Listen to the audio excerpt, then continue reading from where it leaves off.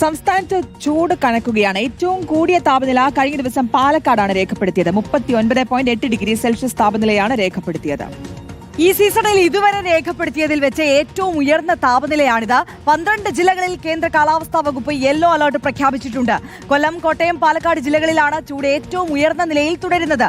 അതേസമയം ഒറ്റപ്പെട്ട സ്ഥലങ്ങളിൽ ചെറിയ മഴയും ലഭിക്കുന്നുണ്ട്. ആഷിൻ ഡിയേഗോ കൂടുതൽ വിവരങ്ങളുമായി നമുക്കൊപ്പം ചേരുകയാണ്. Ashin, good morning. ഈ ചൂടിങ്ങനെ അസഹനീയമായി വർദ്ധിച്ചുകൊണ്ടേയിരിക്കുകയാണ്. പാലക്കാട്ടെ 39 ഡിഗ്രി എന്നൊക്കെ പറയുമ്പോൾ അതിന്റെ തീവ്രതയൊന്ന് ആലോചിച്ച് നോക്കൂ. ചൂട് ഇനിയും കടുക്കുമെന്നാണോ കാലാവസ്ഥാ നിരീക്ഷണ കേന്ദ്രത്തിന്റെ മുന്നറിയിപ്പുള്ളത്? മഴയുടെ കാര്യം എന്താണ് പറയുന്നത്? ആര്യ, ശ്രുതി, വെരി ഗുഡ് മോർണിംഗ്. നേരത്തെ ആര്യ സൂചിപ്പിച്ചതുപോലെ തന്നെ കേരളം ചുട്ടുപൊള്ളുകയാണ്. ഇന്ന് 12 ജില്ലകളിലാണ് ഉയർന്ന താപനില മുന്നറിയിപ്പ് നൽകിയിട്ടുള്ളത്.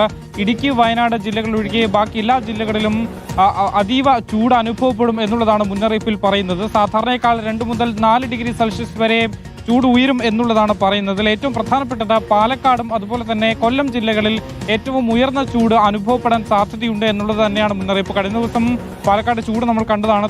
39 ഡിഗ്രി സെൽഷ്യസ് അത് കടന്നിരിക്കുന്നു എന്നുള്ളതാണ്. ഇത്തവണയും ഇന്നും 38 ഡിഗ്രി സെൽഷ്യസിന് മുകളിലേക്ക് താപനില ഉയരും എന്നുള്ളതാണ് മുന്നറിയിപ്പ്. മാത്രമല്ല പത്തനംതിട്ട, കോട്ടയം, തൃശൂർ ജില്ലകളിൽ 37 ഡിഗ്രി സെൽഷ്യസ് വരെ താപനില ഉയരാനുള്ള സാധ്യതയുണ്ട്. ആലപ്പുഴ, തിരുവനന്തപുരം, എറണാകുളം, കോഴിക്കോട്, കണ്ണൂർ, കാസർഗോഡ്, മലപ്പുറം ജില്ലകളിൽ 36 ഡിഗ്രി സെൽഷ്യസ് വരെ ചൂട് ഉയരും എന്നൊരു മുന്നറിയിപ്പ് കൂടി കേന്ദ്ര കാലാവസ്ഥാ വകുപ്പ് നൽകുന്നുണ്ട്. മറ്റൊരു പ്രധാനപ്പെട്ട കാര്യം, ഈ ചൂട് വർദ്ധിക്കുന്നതുകൊണ്ട് തന്നെ കേന്ദ്ര കാലാവസ്ഥാ വകുപ്പിനൊപ്പം സംസ്ഥാന ദുരന്ത നിവാരണ അതോറിറ്റി മുന്നറിയിപ്പുകൾ പുറപ്പെടുവിച്ചിട്ടുണ്ട്.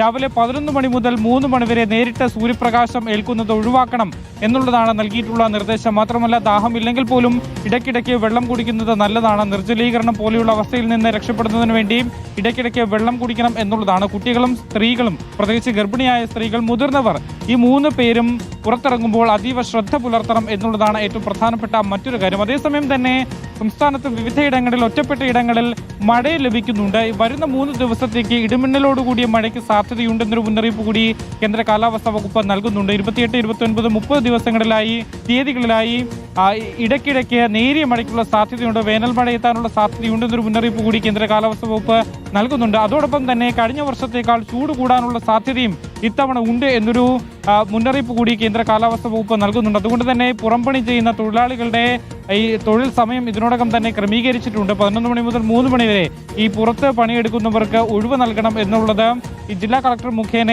ഈ ലാൻഡ് ഓണേഴ്സിനും അതുപോലെ തന്നെ തൊഴിൽദാതാക്കളോടും മുന്നറിയിപ്പായി നൽകിയിട്ടുണ്ട്. ഇതെല്ലാം കണക്കിലെടുത്ത് എന്തായാലും വരും ദിവസങ്ങളിലും ചൂട് കൂടാനുള്ള സാധ്യതയുണ്ട്. ഒപ്പം തന്നെ നേരിയ ആശ്വാസത്തിന് മഴയ്ക്കുള്ള സാധ്യത വരുന്ന 3 ദിവസങ്ങളിലുണ്ട് എന്നുള്ളതാണ് കേന്ദ്ര കാലാവസ്ഥാ വകുപ്പ് പറയുന്നത്. ശ്രുതി, ആര്യ. ഓക്കെ, ആഷിൻ ഡിയേഗോ ആണ് വിവരങ്ങൾ നൽകിയത്. ആഷിൻ, എന്തായാലും ആ മഴ എത്തട്ടെ. ആശ്വാസ മഴ കാത്തിരിക്കുകയാണ് കേരളം. അത്രത്തോളം ചൂട് ഇപ്പോൾ തന്നെ അസഹനീയമായി കഴിഞ്ഞിരിക്കുന്നു. ഇപ്പോൾ മാർച്ച് ആയിട്ടേ ഉള്ളൂ.